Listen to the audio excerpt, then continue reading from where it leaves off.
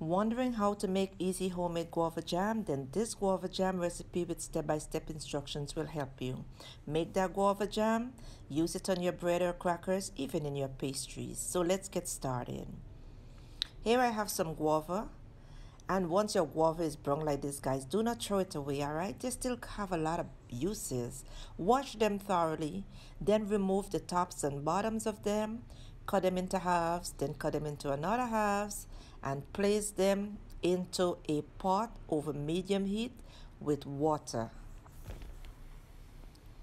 Let it come to a boil, and you want them to boil until they are soft.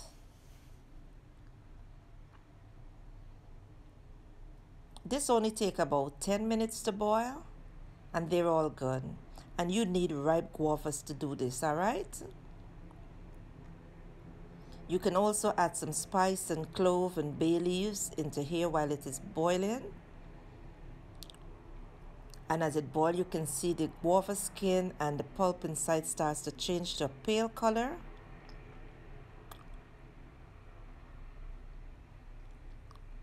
Once it's done boiling, at this stage, I like to do this when it is very warm, not cold. Now in a bowl, I did add a sieve, and then I'm going to pour all the contents into the sieve.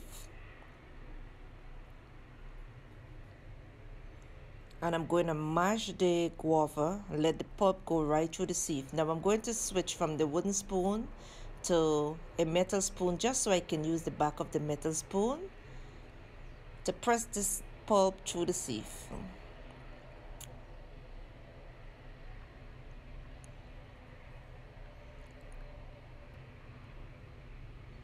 Now I'm done. You can see I have a very smooth textured guava paste here. The pulp is all smooth and nice. I'm going to discard the seeds because we don't need this anymore. So now I'm going to put my pan over medium flame, which is a non-stick pan, and I'm going to add 3 cups of guava puree along with 2.5 cups of granulated sugar.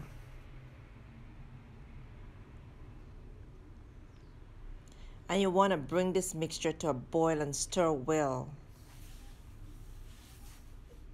You want to stir until it starts to thicken as it boils, and then, you know, we're good to go. It's just an easy process. It's fun to make. As you can see that it's boiling, you want to keep stirring. The mixture would start to thicken up now, but we want it a little thicker than this, all right? So we're going to continue boiling and keep stirring.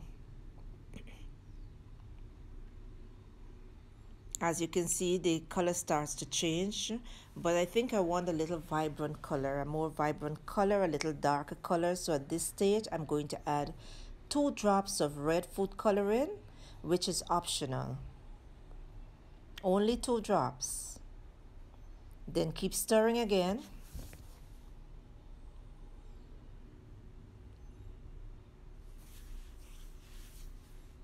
And why I use a non-stick pan is because it's not gonna stick to the pan, all right? I love my color. My jam is all done.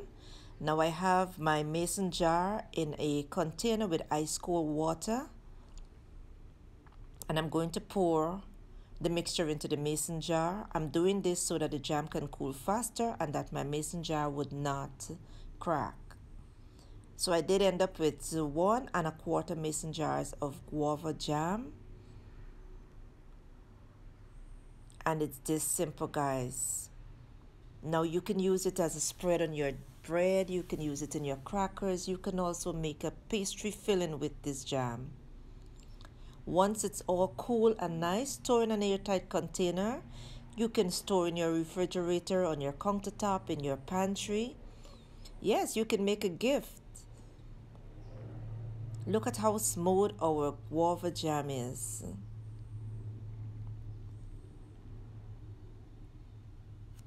You can also use it as a topping on your favorite dessert, guys.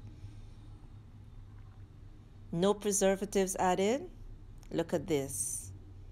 Simple, easy, and nice. So, yes, breakfast is ready. Go give it a try, guys. Leave me a comment. Don't you forget to subscribe, like and share my videos, and stay with me in the kitchen for many more simple, easy cooking methods. Thank you for watching, and I will see you in my next video. Enjoy!